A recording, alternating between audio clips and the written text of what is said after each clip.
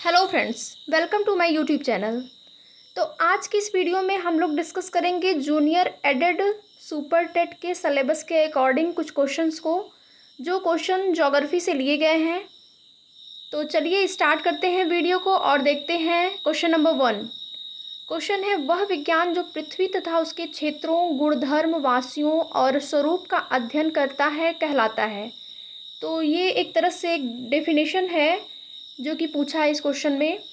तो भूगोल जो है वह एक ऐसा सामाजिक विज्ञान का विषय है जिसके अंतर्गत पृथ्वी और उसके क्षेत्र, गुणधर्म और वहाँ के जो निवासी होते हैं उनके स्वरूप के विषय में अध्ययन किया जाता है। तो इस क्वेश्चन के लिए आपका राइट आंसर होगा भूगोल।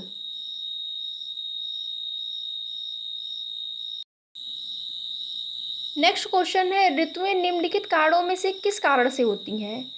तो ऋतुओं का कारण पूछा है और इस क्वेश्चन का जो ऑप्शन है बी, पृथ्वी का परिक्रमण और एक ही दिशा में उसके अक्ष का झुका होना, इसी के कारण से ऋतुओं में परिवर्तन होता है।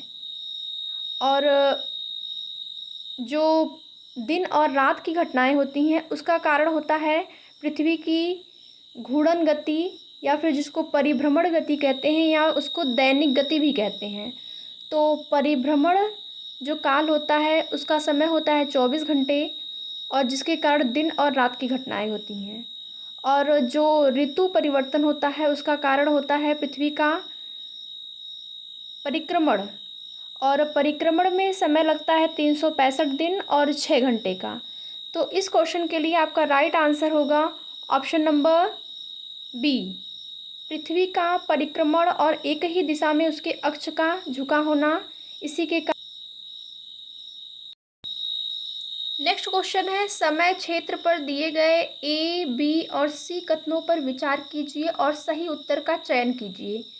तो ए है, कुछ देशों का देशांतरीय विस्तार अधिक होता है जिसके कारण वहाँ एक से अधिक मानक समय अपनाए गए हैं। और बी है, पृथ्वी को एक एक घंटे वाले 24 समय क्षेत्रों में बांटा गया है। और सी है ऑप्शन, प्रत्येक समय क्षेत्र 15 डिग्री देशांतर तक के क्षेत्र में घेरता है। तो इस क्वेश्चन के लिए आपका राइट आंसर जो होगा वो होगा ऑप्शन नंबर बी, यानी कि ए और सी ऑप्शन नंबर सही होगा। ए, बी और सी तीनों ऑप्शन सही है, क्योंकि कुछ देशों का देशांतरी विस्तार जो होता है अधिक होता है।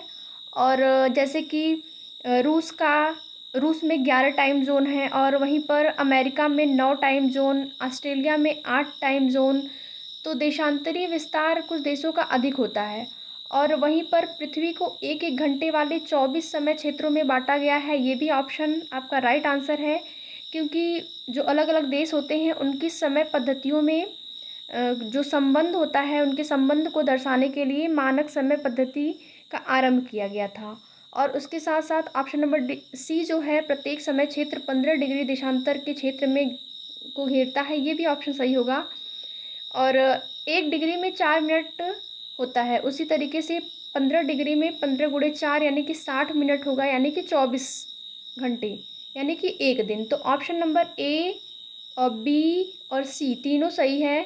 तो इस क्वेश्चन का जो आपका राइट आंसर होगा वह होगा ऑप्शन नंबर सी।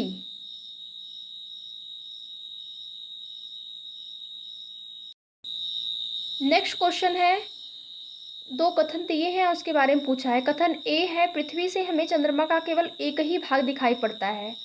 और वहीं पर ऑप्शन नंबर बी है, चंद्रमा पृथ्वी का एक चक्कर लगभग 24 दिनों में पूरा करता है, 27 दिनों में पूरा करता है, और लगभग इतने ही समय में वह अपने अक्ष पर एक चक्कर भी पूरा करता है।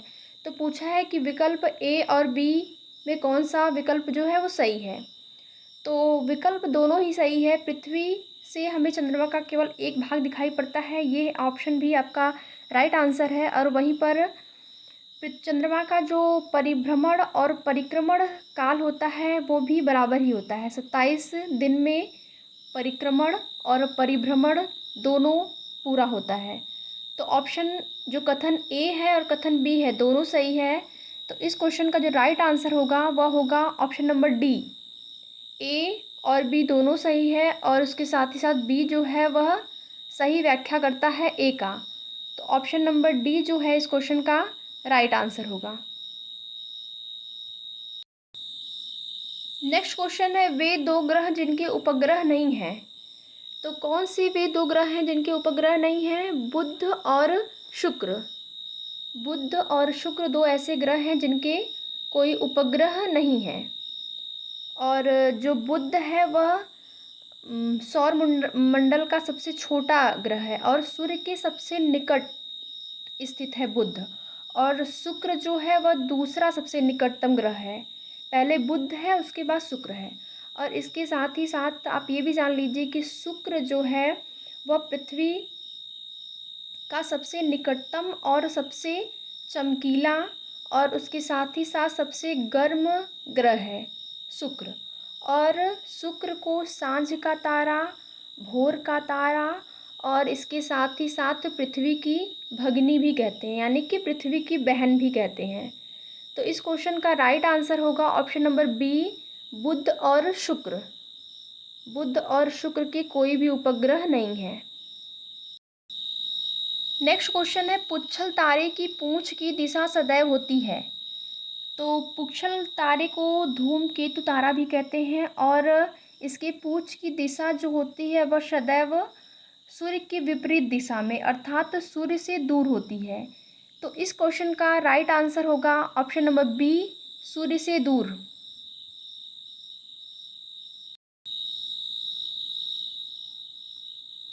नेक्स्ट क्वेश्चन है, पृथ्वी और चंद्रमा के मध्य की दूरी है। तो पृथ्वी और चंद्रमा के मध्य की दूरी पूछा है। तो ऑप्शन नंबर बी जो है इस क्वेश्चन का राइट आंसर होगा 3,84,400 किलोमीटर। यानी कि ये पृथ्वी और चंद्रमा के मध्य की दूरी है। और चंद्रमा के बारे में आप कुछ चीज़ें और भी जान लीजिए, जैसे कि चंद्रमा पृथ्वी का एकमात्र प्राकृतिक उपग्रह है और चंद्रमा पर गुरुत्वाकर्षण बल जो है वह पृथ्वी के गुरुत्वाकर्षण बल का 1/6 है। और इसके साथ ही साथ चंद्रमा का जो परिक्रमण काल और परिभ्रमण काल जो होता है वो बराबर है, जैसे कि कितना, 27 दिन। तो इस क्वेश्चन के लिए राइट आंसर होगा option number B, 3,84,400 kilometre. Next question है, चंद्र ग्रहण निम्नलिखित में से कब पड़ता है। तो चंद्र ग्रहण जो है वो पूर्णमासी के दिन पड़ता है और स्थिति कौन सी होती है कि जब सूर्य और चंद्रमा के बीच में पृथ्वी आ जाती है तो उस स्थिति को चंद्र ग्रहण कहते हैं। जब पृथ्वी सूर्य और चंद्रमा के बीच में आ जाती है तब सूर्य का जो प्रकाश है वह चंद्रमा तक पहुंच नहीं पाता है और पृथ्वी की जो छाया है वह चंद्रमा, यानी कि पृथ्वी की छाया के कारण चंद्रमा पर अंधेरा छा जाता है और इसी स्थिति को चंद्र ग्रहण कहते हैं। तो इस क्वेश्चन का राइट आंसर होगा ऑप्शन नंबर ए, पूर्णमासी। यानी कि पूर्णमासी के दिन चंद्र ग्रहण लगता है। और सूर्य ग्रहण कब लगता है? तो सूर्य ग्रहण लगता है अमावस्या के दिन। नेक्स्ट क्वेश्चन है, निम्नलिखित ग्रहों में वह कौन सा है जिसका कोई उपग्रह नहीं है। तो बुध और शुक्र दो ऐसे ग्रह हैं जिनका कोई उपग्रह नहीं है। ऑप्शन नंबर जो डी है वो राइट आंसर होगा, बुध। यानी कि बुध का कोई उपग्रह नहीं है। नेक्स्ट क्वेश्चन है, भारत के लगभग मध्य भाग से होकर गुजरने वाला प्रमुख अक्षांश कौन सा है। तो भारत के मध्य भाग से जो अक्षांश गुजरने वाला है उसको कहते हैं कर्क रेखा या फिर कर्क वृत्त। तो ऑप्शन नंबर डी जो है इस क्वेश्चन का राइट आंसर होगा, कर्क रेखा। और कर्क रेखा को 23.5 डिग्री उत्तरी अक्षांश रेखा भी कहते हैं। और उसके साथ ही साथ जो कर्क रेखा होती है वह भारत के लगभग 8 राज्यों से होकर गुजरती है। और कौन से राज्य हैं? तो राजस्थान, गुजरात, मध्य प्रदेश, छत्तीसगढ़, झारखंड, पश्चिम बंगाल, त्रिपुरा और मिज़ोरम। 8 वह राज्य हैं जिनसे कर्क रेखा होकर गुजरती है। तो ऑप्शन नंबर डी जो है वह राइट आंसर होगा, कर्क रेखा। नेक्स्ट क्वेश्चन है, निम्नलिखित में से कौन सी पृथ्वी दिन की परिभाषा है। पृथ्वी दिन का डेफिनेशन पूछा है, तो ऑप्शन नंबर डी जो है वह राइट आंसर होगा। पृथ्वी का अपने अक्ष पर एक चक्कर पूरा करने में लगा समय जो होता है उसको पृथ्वी दिन कहते हैं, या फिर उसको घूर्णन गति पृथ्वी की और पृथ्वी का परिभ्रमण गति भी कहते हैं। तो 24 घंटे का समय लगता है। ऑप्शन नंबर डी जो है वह राइट आंसर होगा। पृथ्वी का अपने अक्ष पर एक चक्कर पूरा करने में लगा समय। नेक्स्ट क्वेश्चन है, अपने कक्षीय समतल पर पृथ्वी के अक्ष का झुकाव आनति कोण क्या है? तो कक्षीय समतल पर पृथ्वी के अक्ष का झुकाव पूछ रहा है, तो option number D right answer होगा 66.5 डिग्री। और पृथ्वी का कक्षीय समतल पर झुकाव 66.5 डिग्री है, जबकि पृथ्वी का अपने अक्ष पर झुकाव जो है वह 23.5 डिग्री है। यानी कि पृथ्वी अपने अक्ष पर 23.5 डिग्री झुकी हुई है, और जिसके कारण ऋतु का परिवर्तन और दिन और रात छोटे और बड़े होते हैं। तो ऑप्शन नंबर डी जो है वह राइट आंसर होगा 66.5 डिग्री। नेक्स्ट क्वेश्चन है, 21 मार्च और 23 सितंबर को पूरी पृथ्वी पर दिन और रात बराबर होता है, इसका कारण क्या है? तो 21 मार्च को और 23 सितंबर को पूरी पृथ्वी पर दिन रात बराबर होता है, जिसका कारण है सूर्य की किरणें जो हैं वह विषुवत वृत्त पर सीधी पड़ती हैं, और इस स्थिति में कोई भी ध्रुव सूर्य की ओर झुका नहीं होता है, जिसके कारण पृथ्वी पर दिन और रात बराबर होता है। तो इस क्वेश्चन का राइट आंसर होगा ऑप्शन नंबर ए।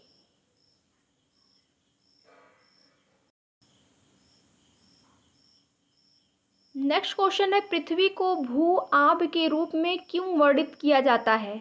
निम्नलिखित में से सही विकल्प का चुनाव करना है। तो इस क्वेश्चन का राइट आंसर होगा पृथ्वी ध्रुवों के पास चपटी है, और पृथ्वी को भू आब के रूप में वर्णित इसीलिए किया गया है क्योंकि पृथ्वी जो है वह ध्रुवों के पास चपटी है। तो इस क्वेश्चन का राइट आंसर होगा option number C. Next question है, पृथ्वी से चंद्रमा का केवल एक ही भाग दिखाई पड़ता है, इसका कारण पूछा है कि क्या कारण है कि पृथ्वी से चंद्रमा का एक ही भाग दिखाई पड़ता है। तो चंद्रमा का केवल एक भाग जो पृथ्वी पर दिखाई देता है उसका कारण है चंद्रमा पृथ्वी का एक चक्कर पूरा करने में और जितना समय लेता है उतना ही समय अपने अक्ष पर एक चक्कर पूरा करने में भी लेता है। यानी कि चंद्रमा का परिक्रमण और परिभ्रमण दोनों बराबर होता है। कितना होता है? तो 27 दिन। तो इसी कारण से पृथ्वी से चंद्रमा का केवल एक ही भाग दिखाई पड़ता है। तो ऑप्शन नंबर डी जो है वह इस क्वेश्चन का राइट आंसर होगा।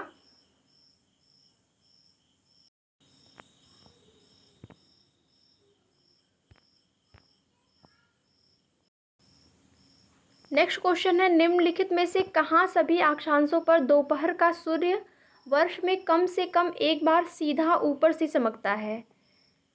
तो ऑप्शन नंबर ए जो है इस क्वेश्चन का राइट आंसर होगा कर्क रेखा और मकर रेखा के मध्य। कर्क और मकर रेखा के मध्य सभी अक्षांशों पर दोपहर का जो सूर्य है वह वर्ष में एक बार सीधा ऊपर से चमकता है। तो ऑप्शन नंबर जो ए है वह राइट आंसर होगा कर्क रेखा और मकर रेखा। नेक्स्ट क्वेश्चन है, पिंड जिसमें अपनी उष्मा व प्रकाश नहीं हो लेकिन वे तारों की रोशनी से चमकते हैं उन्हें क्या कहा जाता है? तो ऑप्शन ए जो है राइट आंसर होगा ग्रह। ग्रह जो है वह वे खगोलीय पिंड होते हैं जिनका स्वयं का प्रकाश नहीं होता है और ये सूर्य के प्रकाश के कारण चमकते हैं। तो सूर्य एक तारा है और इसी के कारण ग्रह चमकते हैं। तो ऑप्शन नंबर ए जो है इस क्वेश्चन का राइट आंसर होगा ग्रह। नेक्स्ट क्वेश्चन है, पृथ्वी द्वारा सूर्य के चारों ओर घूमने को कहा जाता है?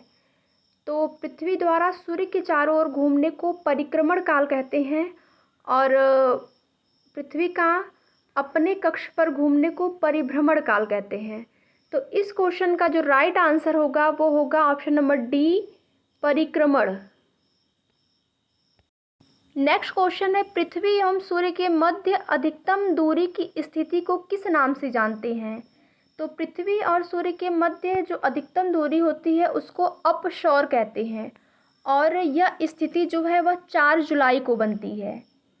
और इसके साथ ही साथ जो पृथ्वी और सूर्य के मध्य निकटतम दूरी होती है उसको उपसौर कहते हैं, और उपसौर की जो स्थिति होती है वह बनती है 3 जनवरी को।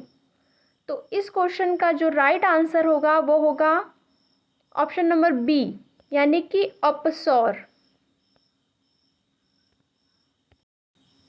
तो यहाँ पर आज के क्वेश्चंस की सीरीज़ समाप्त होती है।